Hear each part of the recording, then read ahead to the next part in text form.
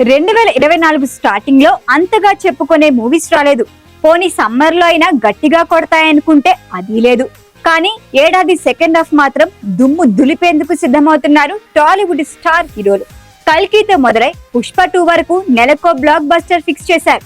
ఇవన్నీ pan India ప్రాజెక్టులే. ఇది కూడా ఓడిపోను. ఈ ఏడాది సెకండ్ హాఫ్ సినిమాల జాతర కల్కి 2898 ADతో మొదలవుతోంది. ప్రభాస్ నాగస్విన్ కాంబోలో భారీ తారాగణంతో తెరకెక్కిన ఈ మూవీ జూన్ 27న థియేటర్లో రిలీజ్ కాబోతోంది. పాన్ వరల్డ్ రేంజ్ లో అత్యధిక స్క్రీన్స్ లో ఏకంగా 22 భాషల్లో వచ్చేస్తోంది. కమల్, అమితాబ్, దీపిక, దిశా పటాని, రాజేంద్ర ప్రసాద్, శోభన నటించిన ఈ మూవీపై అంచనాల గురించి ప్రత్యేకంగా చెప్పుకోవాల్సిన అవసరమే లేదు.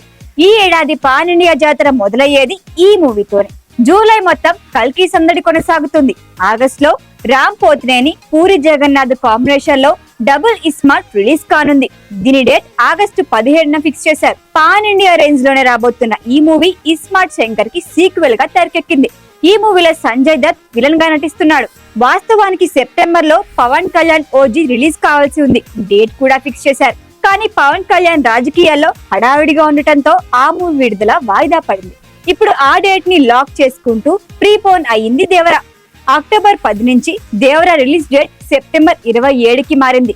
పైగా స్టూడెంట్ నెంబర్ 1 మూవీ రిలీజ్ అయిన డేట్ కావటం కూడా ఫ్యాన్స్ ఫుల్ ఖుషీగా ఉన్నారు. ఈ సినిమాతో జాన్వీ కపూర్ టాలీవుడ్ ఎంట్రీ ఇస్తోంది. సైఫ్ అలీ ఖాన్ విలన్ గా నటిస్తున్నాడు. మిరపకాయ తర్వాత రవితేజ, హరీష్ శంకర్ మూవీ మిస్టర్ బచ్చన్ కూడా సెప్టెంబర్ లోనే విడుదల కానుంది. నందమూరి నటసింహం బాలకృష్ణ హీరోగా బాబీ తీస్తున్న మూవీ NDK 109. ఈ మూవీని వాస్తవానికి జూలైలోనే రిలీజ్ చేస్తారు అనే టాక్ వచ్చింది. కానీ రీసెంట్ గా దసరా బరిలో దిగనున్నారు బాలయ్య. నవంబర్ లో చిన్న బ్రేక్ తీసుకుంటే డిసెంబర్ లో వచ్చేస్తున్నారు global star Ram Charan. Dil Raju banner లో శంకర్ తెరకెక్కిస్తున్న pan India movie game changer. ఇందులో చెర్రీ డ్యూయల్ రోల్ లో కనిపించబోతున్నారు. క్రిస్మస్ కానుకగా ఈ మూవీ రిలీజ్ అవ్వచ్చని టాక్. అయితే అల్లు అర్జున్, సుకుమార్ కాంబినేషన్ లో తెరకెక్కుతున్న పుష్ప దిరీల్ కూడా ఆగస్టు 15 నుంచి వాయిదా పడి క్రిస్మస్ కి రానుందంటున్నారు. ఇదే ఫిక్స్ అయితే గేమ్ చేంజర్ వాయిదా పడే ఛాన్స్ ఉంది. మరోవైపు హరిహర వీరమల్లు కూడా డిసెంబర్ లోనే రానుందని టాక్.